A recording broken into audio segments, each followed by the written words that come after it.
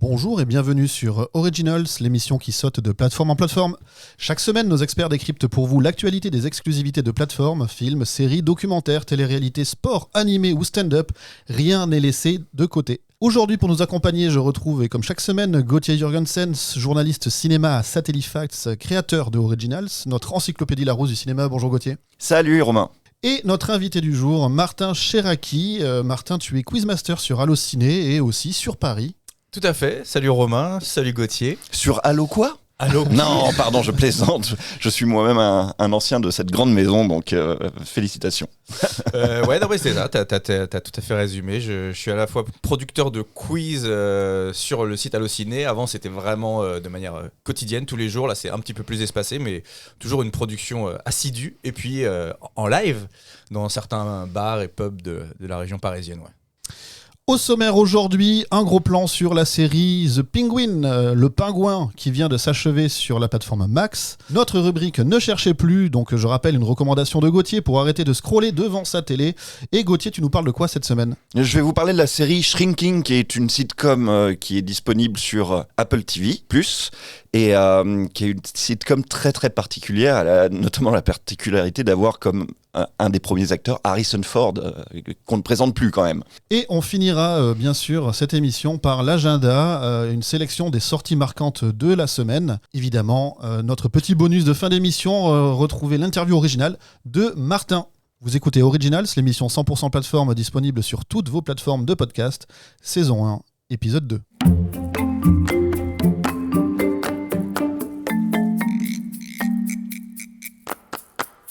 Notre gros plan du jour est sur la série Le Pingouin, dont je rappelle c'est une mini-série américaine créée par Lorraine Lefranc pour le service de streaming Max. Elle est basée sur le personnage du pingouin de DC Comics qu'on avait vu dans le film Batman, le tout dernier. The Batman oui. De Matt Reeves. Cette série est donc un spin-off qui se déroule après les événements du dernier film The Batman avec Robert Pattinson. Elle sert de lien entre le film et le prochain. Et elle raconte la montée en puissance du pingouin dans le monde criminel de Gotham City. Celui qui contrôle la drogue contrôle la ville. Tout le business passera par moi. J'ai de l'ambition. Je peux vous aider. Tu te sens vivant, Vic, hein? Tu sens ton cœur qui bat? Cette ville t'est destinée, mon chéri. Qu'est-ce que tu attends? Alors j'ai dit spin-off, mais Gauthier, qu'est-ce que c'est qu'un spin-off déjà ? Ouais, il va falloir disséquer un petit peu ce qu'est cette série pour pouvoir expliquer à nos auditeurs un petit peu, c'est compliqué. Un spin-off est un projet, une sorte de projet qui est parallèle, qui est à côté. C'est-à-dire, il faut commencer avec ce nouveau film qui s'appelle The Batman, qui est sorti donc il y a 2 ans, il me semble, avec Robert Pattinson. C'est-à-dire que oubliez les films de Tim Burton, oubliez évidemment ceux de Joel Schumacher, qui sont facilement oubliables, oubliez les films de Christopher Nolan, oubliez les films de Zack Snyder. On a encore refait The Batman. Et chez Warner, quand on veut passer un coup de polish sur quelque chose, on l'appelle The quelque chose. Donc c'est plus Batman, c'est The Batman. Voilà. Si vous voulez refaire Suicide Squad chez Warner, vous appelez ça The Suicide Squad et puis c'est reparti pour un tour. Donc The Batman est sorti il y a 2 ans. Et avait un certain nombre de méchants dans ces films, dont dans ce film-là en particulier, dont le pingouin. Le pingouin, là vous vous dites « Ah mais oui, le pingouin, Danny DeVito, 1992, bien sûr ». Pas du tout. Ce pingouin-là est incarné par Colin Farrell. Il ne ressemble à peu près en rien à un pingouin. Il ressemble à peu près en rien à Colin Farrell non plus. Mais c'est un personnage très différent. C'est un personnage de mafieux très psychologisé. Et même si c'était pas le méchant principal de The Batman qui est sorti il y a 2 ans, c'était un méchant qui était marquant quand même. C'était un méchant... Peut-être qu'on avait envie d'en savoir un petit peu plus sur lui. Voilà, on en arrive à cette série de combien d'épisodes, on a dit ? 8 épisodes. 8 épisodes d'1 heure chacun vous racontent en profondeur qui est The Penguin, le pingouin, incarné par Colin Farrell. Et donc Colin Farrell est de retour dans le costume du pingouin, sous le maquillage du pingouin, un costume et un maquillage complexe, puisque, encore une fois, je le redis, quand on le voit apparaître à l'écran, il faut être très très très très balèze pour se dire ah tiens, c'est Colin Farrell. Juste le regard peut-être un petit peu parfois. Oui, absolument, ouais. Il y a quelque chose dans son regard, le regard de Colin Farrell est très particulier. Heureusement, il reste ça quand même, parce qu'effectivement, il y a vraiment plus que le regard. Je suis d'accord avec toi, Gauthier. Bah oui, et en plus de ça, ça fait... On y reviendra peut-être dans l'analyse de ce qu'est le pingouin, mais ça fait un défi compliqué pour Colin Farrell, parce que non seulement il faut jouer à ce grimage, ce costume, ce maquillage, mais en plus de ça, Colin Farrell, je rappelle que c'est un Irlandais. Puis c'est pas la moitié d'un Irlandais, ça s'entend beaucoup qu'il est Irlandais à son accent. Donc là, il doit jouer avec l'accent américain, et par-dessus son accent américain, un accent italo-américain. Donc il y a vraiment c'est un numéro d'acteur pas possible, ce pingouin, pour Colin Farrell. Il y arrive très bien, hein, je vous rassure.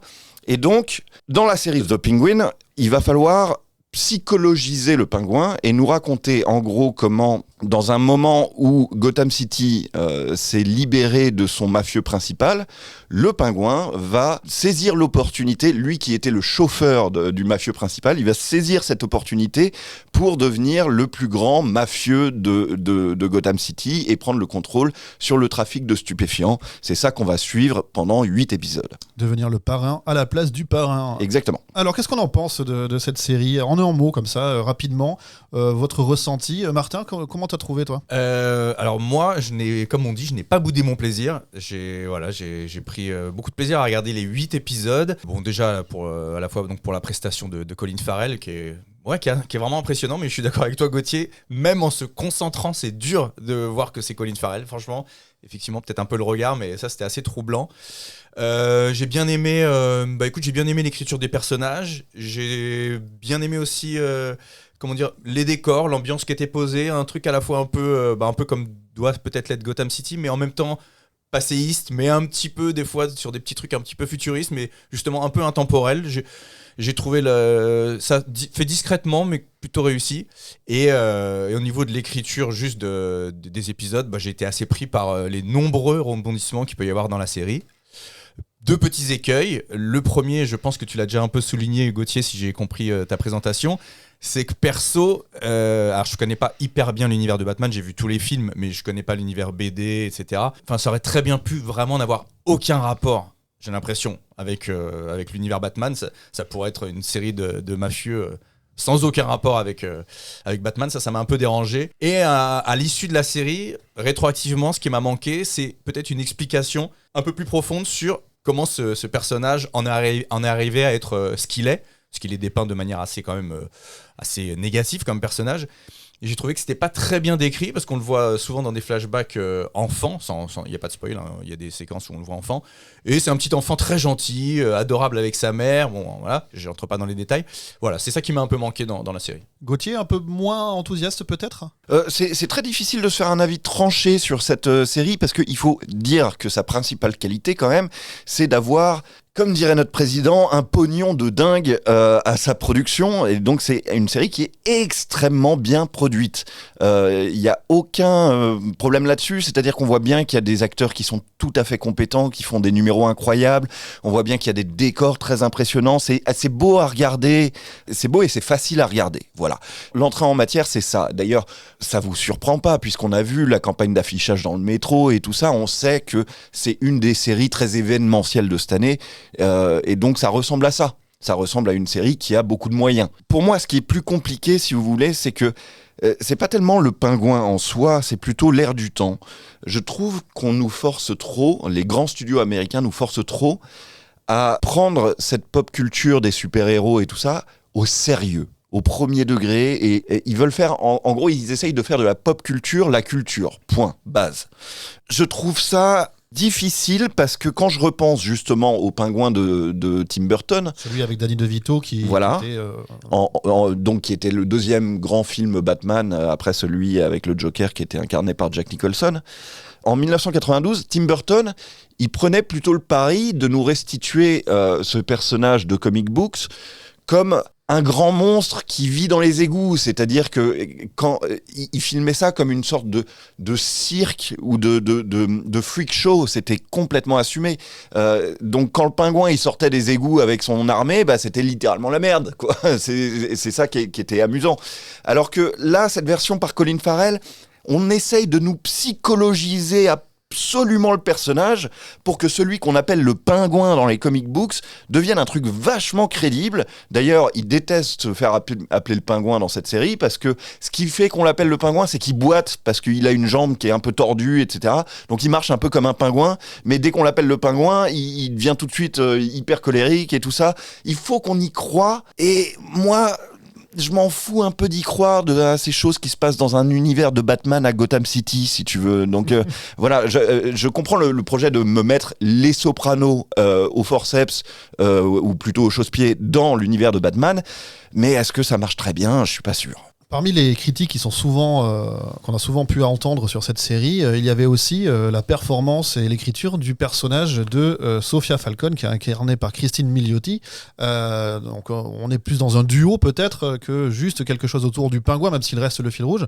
Martin, comment t'as trouvé Oui, en plus je voulais revenir sur elle écriture. justement, parce que j'ai parlé de Colin Farrell, mais j'ai aussi vraiment accroché à ce personnage, je l'ai trouvé assez crédible. Bizarrement, son visage m'était très familier, et pourtant j'ai regardé après où est-ce que j'avais pu la voir, et j'ai vu qu'elle était la première épouse de DiCaprio dans Le Loup de Wall Street, mais j'avais complètement oublié que c'était elle.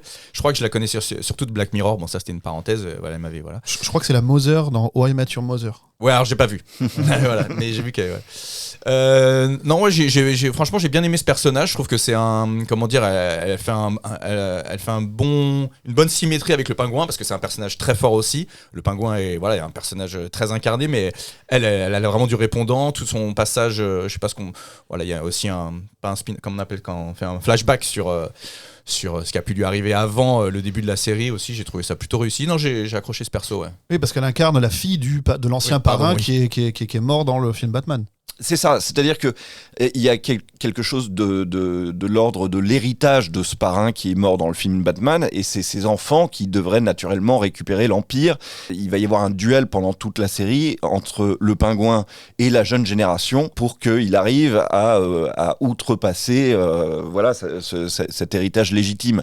Donc comment il va faire pour lui, alors qu'il n'était que le chauffeur, récupérer cet Empire à la place du fils et de la fille de l'ancien patron de la mafia. C'est vrai que j'ai pas recontextualisé. Effectivement, ça me fait penser aussi que j'ai bien aimé j'ai trouvé que c'était un personnage assez émouvant de par l'histoire qu'elle a, justement, la place qu'elle a dans sa famille. Elle est complètement rejetée. On y croit, et les personnages sont pas manichéens, j'ai trouvé. C'est pour ça que je les ai trouvés assez bien écrits. Elle a toujours une soif de vengeance par rapport à ce qui lui est arrivé, mais on sent toujours ce fond d'humanité qu'elle a en elle. Je sais pas, j'ai trouvé ça assez fin dans l'écriture. Oui, voilà. C'est malin parce qu'elle est présentée au premier degré comme une psychopathe, c'est-à-dire que c'est le regard que tout le monde porte sur elle, c'est celui d'une tarée qui peut tuer tout le monde à n'importe quel moment, etc. Et quand on va chercher dans les flashbacks, évidemment, là émerge un double discours assez féministe d'ailleurs, dans un sens, qui étoffe bien la série. Et d'ailleurs, je trouve aussi que les flashbacks qui concernent le pingouin et qu'on ne va pas spoiler, parce que c'est vraiment le plus gros spoiler de la série, ça, épaississent aussi le personnage de manière très émouvante. J'avais une petite question pour vous. Alors, est-ce qu'on la conseille ? J'ai compris que plutôt oui quand même, mais à qui ça s'adresse ? Parce que si on réfléchit quand même un petit peu, on reproche parfois aux séries Marvel d'être des sortes d'extensions des films, et si on rate une série, peut-être qu'on comprendra pas le film d'après, etc. Là, il y a un prochain The Batman. Cette série, elle s'insère donc entre les deux. Est-ce qu'il faut avoir vu la série pour aller au cinéma voir The Batman 2 d'après vous ? Ça s'adresse à qui cette série à la fin ? Alors au feeling, comme ça, je pense que les fans de Batman, de l'univers DC, pourraient être déçus. Un peu par rapport à ce que je disais, c'est-à-dire que les liens sont pas forcément évidents avec l'univers. Je ne spoile pas sur d'autres choses.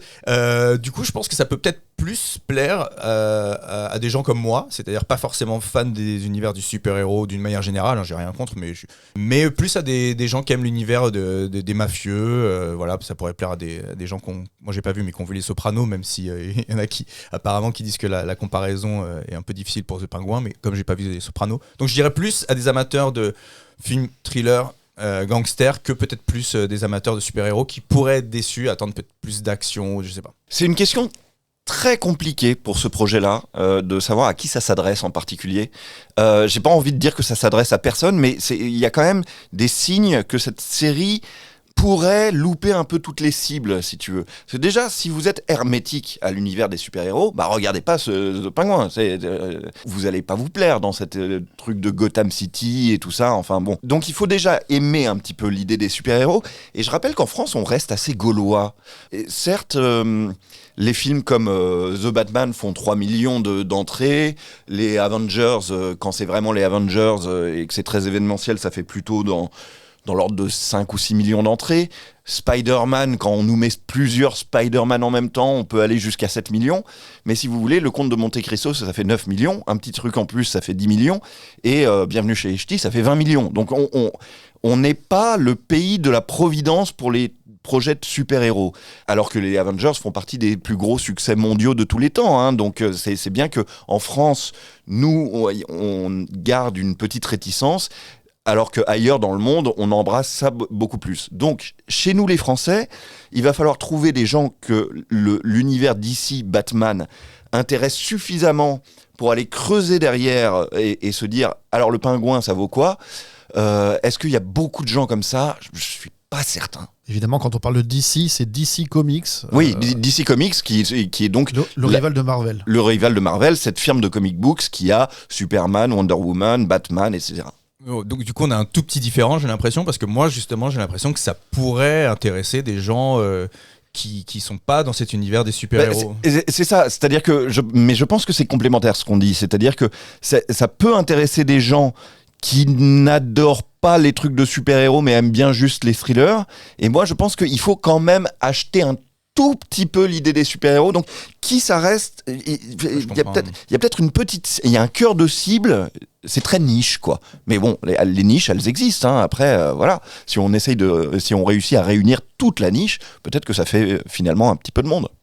Merci à tous les deux pour ces analyses aiguisées, j'ai envie de dire. Je rappelle que Le Pingouin vient de s'achever sur la plateforme Max. C'était 8 épisodes, donc tous disponibles à l'heure où nous enregistrons. On va maintenant quitter les bas-fonds de Gotham City pour la reco du jour, qui va nous plonger dans Shrinking, le nouveau projet de Bill Lawrence, le papa de Scrubs, de Spin City ou de Ted Lasso. C'est la chronique Ne cherchez plus par Gauthier. Ne cherchez plus, c'est pour éviter de scroller toute la sainte journée sur vos applis ou de suivre des algorithmes qui vous conseillent quelque chose que vous avez déjà vu, mais ailleurs que sur la plateforme. Ne cherchez plus, aujourd'hui, Gauthier, tu nous parles de Shrinking. Oui, ça se passe sur Apple TV+, et c'est une sitcom, donc une sitcom à l'américaine, comme vous en avez vu plein. Ça ressemble à Friends, ou ça ressemble à How I Met Your Mother. D'ailleurs, ça ressemble tellement à How I Met Your Mother que un des acteurs principaux de How I Met Your Mother est l'acteur principal de cette série, Jason Segel. Et donc, qu'est-ce que ça raconte ? C'est peut-être là que c'est le plus difficile à raconter. En gros, ça se passe dans un cabinet de psychiatrie partagé par 3 psychiatres. Et ces psychiatres reçoivent donc des patients. Et on va vite se rendre compte que parfois, même souvent, les patients vont peut-être beaucoup mieux que les psychiatres eux-mêmes, qui sont bien tarés. Jason Segel, qui joue un de ces 3 psychiatres, a lui-même perdu sa femme. Voilà, c'est l'introduction de la saison 1 de Shrinking. Il a perdu sa femme, il est complètement dans les travers de l'alcool et de la dépendance à la drogue, et alors qu'il a une fille dont il ne s'occupe même plus, etc.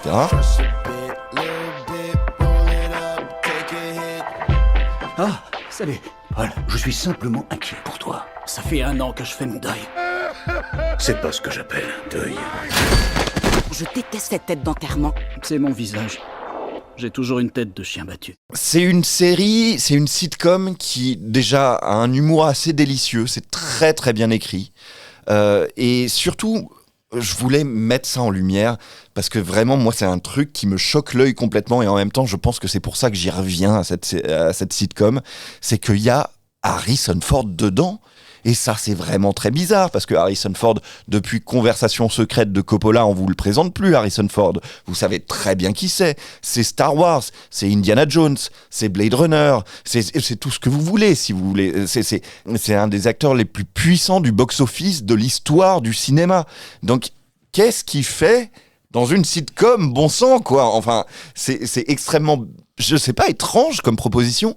Et en même temps, c'est très amusant parce que lui qui est connu pour être un petit peu le papy râleur, le grincheux de service, celui qui se marre jamais, celui qui a un humour pince sans rire, et ben là, avec cette proposition de Shrinking, qui sont donc des petits épisodes de 25 minutes, faits pour être drôles, on lui écrit des dialogues drôles, on lui écrit des moments où il doit faire de la comédie, ce qui est un registre dans lequel on n'attend pas Harrison Ford. Et donc le voir être drôle volontairement, le voir rire, sourire, se renvoyer la balle, faire des punchlines et tout, au fait, ça marche très très bien. C'est une proposition très inattendue et très satisfaisante. Enfin, évidemment, là, on en parle parce que la saison 2 est en cours, elle n'est pas finie, il y a encore quelques épisodes qui doivent sortir, mais vraiment, ça a toutes les qualités de la belle écriture des séries comme Friends ou How I Met Your Mother, justement, avec en plus, derrière, la puissance comique d'un des plus grands acteurs de tous les temps, quoi. Martin, est-ce que tu as regardé un petit peu Shrinking? Alors, très en vitesse, sachant que je venais vous voir, j'ai regardé les 2 premiers épisodes. J'ai pas eu le même... Alors, c'est que sur 2 épisodes, donc voilà. J'ai pas eu le même enthousiasme que Gauthier. Alors, j'étais très, très content de revoir Harrison Ford et je pense qu'effectivement, dans ce rôle, il doit être très intéressant. Là, il apparaît juste un petit peu rapidement dans les 2 premiers. Mais j'étais un petit peu rebuté déjà par la... Alors, c'est bête, hein, mais par la forme. Il y a des choses sur lesquelles, quand on se focus dessus et qu'on repart un truc, ça peut après un peu gâcher le visionnage. Là, c'était notamment au niveau du montage. Il y avait plan contre champ contre champ, champ contre champ, très rapide. Un montage qui m'a un peu dérangé à la vision. Et j'ai senti ça un peu trop écrit pour moi, dans le sens où j'avais l'impression que pour l'instant, les 2 premiers épisodes de ce que j'ai vu, ça manquait un peu de naturel chez les personnages. Le rapport avec la fille, je le trouvais pas très bien amené ou un peu rapidement, mais peut-être que c'était un peu obligé pour vite rentrer dans le sujet. Voilà, c'est vraiment un avis sur les 2 premiers épisodes. C'est fort possible que la suite m'enthousiasme plus. Je rappelle donc qu'il y a 10-12 épisodes par saison et la diffusion de la saison 2 est en cours sur Apple TV+. Quand même, en 2024, Golden Globe 2024, meilleur acteur dans une série télévisée musicale ou comique, c'est leur façon de catégoriser, évidemment, pour Jason Segel. Ouais, tout à fait. Et puis, je pense que ce que dit Martin a une forme de vérité, parce que encore une fois, c'est une sitcom, donc ça a la production d'une sitcom, c'est-à-dire qu'on est souvent quand même dans des intérieurs américains autour d'une table ou d'un verre de vin, quoi. Effectivement, il faut que ces personnages parlent un peu trop bien pour être vrais, parce que l'idée, c'est que on compense cette absence de production par une qualité de dialogue, et ça s'enchaîne, et les répliques, et tout le monde a un bon mot, et voilà, et le rythme, et il faut que ça progresse comme ça. C'est véritablement une sitcom, c'est pas parce qu'il y a Harrison Ford là-dedans que d'un coup, il y a une surproduction de la sitcom. C'est vraiment une sitcom. Et il y a tous les personnages récurrents de ce format-là, c'est-à-dire la voisine un petit peu intrusive, la fille qui est une ado un peu géniale quand même, les patients relous et tout. Et je pense que si Friends ou How I Met Your Mother, qui sont les 2 exemples les plus ressemblants que je prends pour cette série-là, étaient des excellentes sitcoms pour des gens de 20-30 ans, celle-là est une parfaite sitcom pour des quadras un peu abîmés, quoi. Parce que c'est vraiment ce que dit Shrinking. La quarantaine, ça te rentre un petit peu dedans comme un camion, quoi. Et t'as tout à fait le droit de penser que la vie t'a tellement roulé dessus que maintenant, ce qui reste à vivre est moins intéressant. Et cette série te dit, justement, laisse-toi surprendre. Laisse-toi surprendre par tout ce qui va encore t'arriver. Et je trouve que c'est un message extrêmement positif et sympa, au fait. Il y a un jeu de mots aussi sur le titre de la série qu'il faut peut-être un peu expliquer. Mais en gros, le mot shrink, c'est le mot en argot américain pour parler d'une psychanalyse. Oui. Et c'est aussi to shrink, c'est rétrécir. Oui, c'est comme ça. Si nos horizons rétrécissent. Et donc ça fait écho. Voilà, ça joue sur à la fois la thématique, donc c'est des psychologues, et sur ce moment de crise de la quarantaine et de se réouvrir au monde peut-être différemment. Exactement. Shrinking, le mot shrinking veut dire rétrécir et veut dire faire le psy. Et il y a un double sens là-dessus et peut-être finalement que les 2 vont de pair. D'ailleurs, à tel point que quand tu m'as parlé de cette série dont j'avoue je n'avais pas entendu parler, au tout début, juste par le nom, j'ai cru que ça allait avoir une sorte d'adaptation de L'homme qui rétrécit, le classique du fantastique, parce que c'est vraiment le mot dans la version originale du film. Et je me suis dit, ah ouais, ça peut être sympa et tout. Mais en fait, je crois qu'il y a un remake qui arrive. Bon, c'est une parenthèse de... Ouais, il y a un remake avec Jean Dujardin qui va arriver par Yann Kounen. Voilà, petite parenthèse sur Shrinking. Écoutez, merci beaucoup à tous les 2. Merci Gauthier pour cette recommandation. On enchaîne tout de suite avec les sorties de la semaine.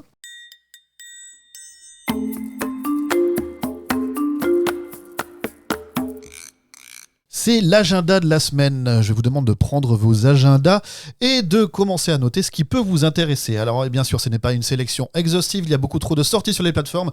On en a sélectionné quelques-unes et la première commence dès le 13 novembre avec un documentaire. Est-ce qu'il y a des fans de Elvis Presley dans la salle ? Oh bah oui. Oui, je connais pas hyper bien, mais je serais curieux d'un bon documentaire sur Elvis. Ouais. Mais moi, il y a notamment le film de Baz Luhrmann qui est sorti là, tout récemment.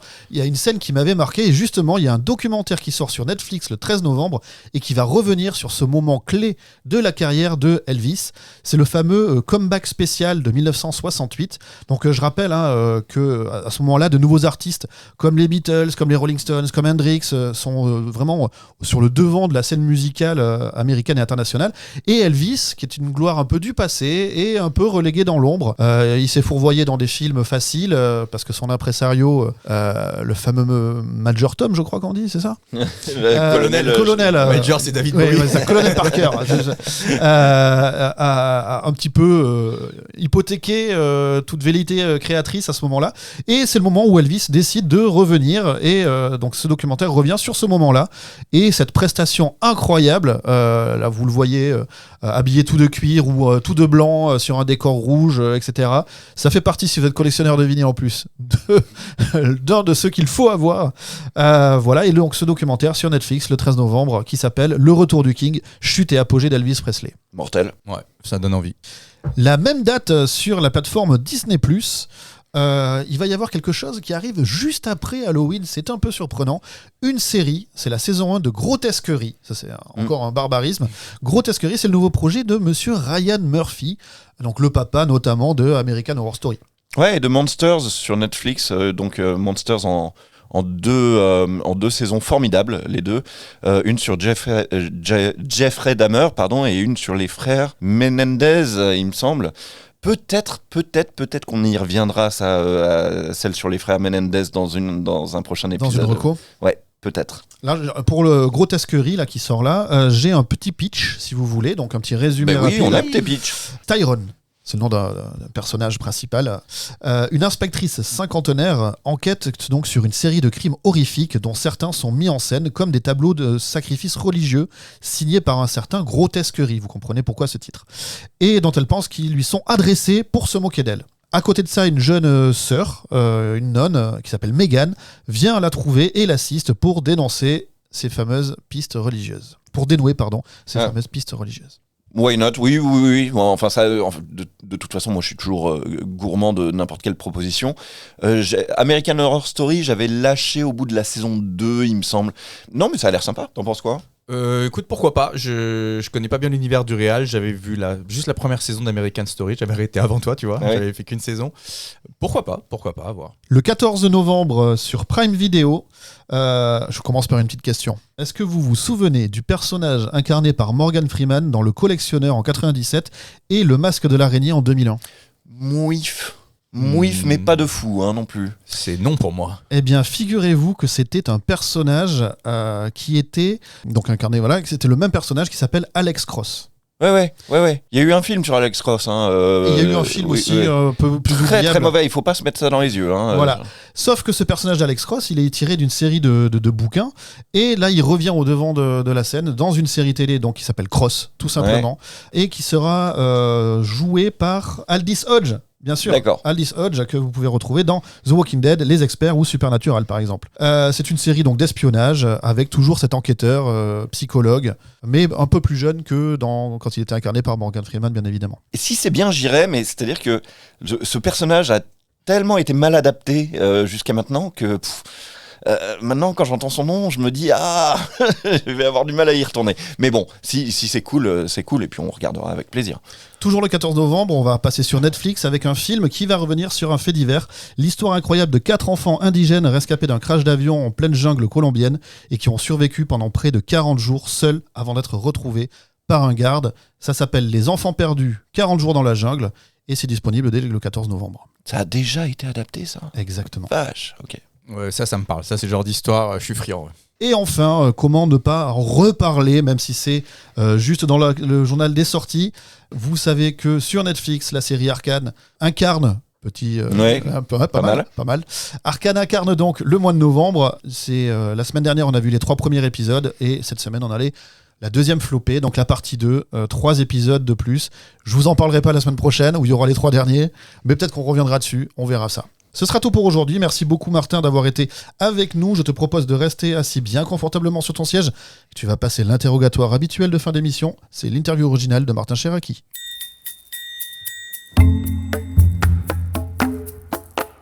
Martin, je te rappelle le concept. 10 questions pour mieux cerner quel utilisateur de plateforme tu es. Est-ce que tu es prêt ? Tout à fait. On commence tout de suite. Ciné, animé, série, documentaire. C'est quoi qui t'attire en priorité comme contenu ? Alors, j'ai une culture animée proche de zéro. Il faudrait que je sois plus curieux d'ailleurs, mais donc ça serait pas... peut-être plus tard, mais non. Moi, je suis plutôt série et doc, parce que film, c'est essentiellement au cinéma pour moi. Donc ouais, série, vraiment tout ce qui est série, et quelques documentaires. Alors, c'est pas vraiment une plateforme en soi, mais je vais des fois voir quelque chose sur Arte, voilà, sur des docs sur Arte. Quel type de contenu tu aimerais voir sur une plateforme, mais qui n'existerait pas encore aujourd'hui ? Bah, peut-être des œuvres personnelles de réal qui pourraient avoir des budgets un peu plus importants pour développer leur univers, un peu comme avait pu faire Fincher ou Scorsese, qui avait eu, je crois, l'occasion de faire The Irishman, par exemple. Pour voir du Coppola sans qu'il ait besoin d'hypothéquer la moitié de sa fortune, Oui, par exemple. exactement. Ouais, le ça pauvre. serait bien, ouais. Mais maintenant que t'en parles, ça paraît être une évidence. Ouais, mais Megalopolis, ça aurait été beaucoup mieux sur plateforme qu'au cinéma. On n'aurait pas pu faire le truc du mec qui arrive dans la salle pour faire l'interview avec l'écran. D'ailleurs, tu es plutôt nouveauté ou fond de catalogue pour des séances de rattrapage ou comme ça ? Alors, plutôt nouveauté, comme votre invité du précédent épisode, parce que j'ai toujours eu une réticence en fait, ne serait-ce que pour l'aspect chronophagique, de me lancer dans des anciennes séries qui ont 4 ou 5 saisons à rattraper. Exemple typique, on m'a maintes et maintes fois dit qu'il fallait absolument que je regarde Les Sopranos, et je suis sûr que j'adorerais, mais beaucoup d'appréhension à me lancer dans 5 saisons de je ne sais combien d'épisodes, un peu pareil pour Narcos par exemple. Enfin, il y a des ou encore la famille très riche là. Succession. Merci. Succession, Exactement, ouais. Succession. Voilà, ce genre de série, j'aimerais, mais faut trouver le temps et avoir le courage de se lancer. Donc plutôt les nouveautés et même plutôt des mini-séries en général. J'aime bien les choses closes. Est-ce que malgré tes abonnements, tu loues encore des VOD La réponse est non. La réponse, elle est très claire. Quel est ton rapport au cinéma en salle ou à la télé depuis que tu as intégré les contenus de plateforme à tes habitudes de consommation ? Bah, ça n'a pas vraiment changé. J'ai à peu près toujours la même fréquentation cinéma. Je vais voir à peu près en moyenne un film par semaine. J'ai toujours, après c'est aussi peut-être la génération de laquelle je viens forcément, mais j'ai toujours ce plaisir à voir les cinémas à la fois sur grand écran et voilà, en collectif. Donc j'ai pas trop changé mon rapport à la télé, au ciné. Qui regarde le plus les plateformes à la maison ? La réponse est simple. Ma maison est occupée par une personne, moi-même. Donc voilà, la réponse. Voilà. Attends, plus précisément, alors est-ce que tu es plutôt télé du salon, tablette au lit, téléphone dans les transports ? C'est quoi ton support favori pour regarder des contenus issus de plateformes ? Bah, ça va un peu rejoindre ce que je disais à l'instant, dans le sens où moi je suis d'une époque où j'ai appris à regarder les films soit à la télé, soit au cinéma. J'ai énormément de mal à regarder un film sur téléphone et ça n'arrive même jamais. Et comme j'ai pas de tablette, voilà, c'est vraiment exclusivement soit donc ciné, soit effectivement mode canapé et télé un minimum un petit peu grande, quoi. Mais je suis d'accord avec toi, je pense que c'est profondément un truc générationnel, ça, parce que je le ressens exactement comme toi. C'est-à-dire que moi, j'ai jamais vraiment fait la transition à regarder avec attention un truc sur ordinateur, tablette ou smartphone, ça me viendrait pas à l'esprit, quoi. C'est-à-dire que si je lance un programme, il faut que je sois devant ma télé, il faut que j'ai le sentiment de regarder la télé. C'est un geste que je sais pas, qui m'est familier, quoi. Ouais, il y a de ça aussi, je pense. Est-ce que les productions de plateformes sont un sujet de conversation avec tes proches, famille, tout ça ? Alors, je dirais, en ce qui me concerne, et donc avec plutôt mes amis, ça serait exclusivement sur les séries, parce que c'est à peu près uniquement ce que je regarde. Par exemple, je regarde pas personnellement de programmes comme LOL qui ressort ou récemment Les Loups-Garous. Voilà, donc ça peut être un sujet de conversation effectivement sur voilà, les séries, et notamment celles qui sont comme HBO, celles qui sont semaine par semaine, où voilà, on discute de ce qui peut se passer et tout ça. Donc ouais, j'aime bien discuter séries avec mon entourage. Ouais. Petite question business. Comment on récompense ces productions ? On crée de nouvelles catégories dans des cérémonies qui existent déjà ou on fait une cérémonie dédiée ? Enfin, je sais pas, t'as une idée, t'as une envie, un truc que tu Ou on trouverais fait logique ? rien, on leur donne ce qui existe déjà. Ou, Oui, voilà aussi. Ouais, non, moi je serais plutôt pour l'idée de créer pas un festival, enfin une cérémonie dédiée. Je trouverais ça sympa pour à la fois. Ouais, ça pourrait être beaucoup de catégories différentes, les séries, les films, comme on disait tout à l'heure, les films originaux, quoi, les films créés par des auteurs pour les plateformes, les programmes aussi, style LOL qui ressort, ou Eric et Ramsey là, qui ont fait l'émission de comédie, là où ils découvrent des choses comme ça. Donc ouais, je trouvais ça intéressant, ouais, comme genre des victoires de la musique adaptées en... Ouais. Et enfin, quelle est ta plateforme de préférée et pourquoi ? Bah écoute, moi j'aurais tendance à dire plutôt Max, parce que j'ai aimé beaucoup de séries HBO. Je pense que c'est le créateur de séries qui m'a le plus enthousiasmé, avec les classiques, évidemment The Wire. Je me souviens avoir vu aussi à l'époque, j'avais commencé HBO par Oz, je crois que c'est une des premières séries. Et on parle souvent du fameux Tadam de Netflix. Moi c'est vraiment le HBO. Quand je vois ça déjà, je suis dans un bon mood. Voilà, j'ai un peu cette appétence pour eux. Merci beaucoup Martin, c'était Original saison 1, épisode 2. On se retrouve la semaine prochaine pour toujours plus d'actu, ciné-série, doc ou animé et toujours plus de créations originales. Au revoir. Merci Martin. Merci pour Romain. l'invitation, merci beaucoup à vous. À bientôt, ciao.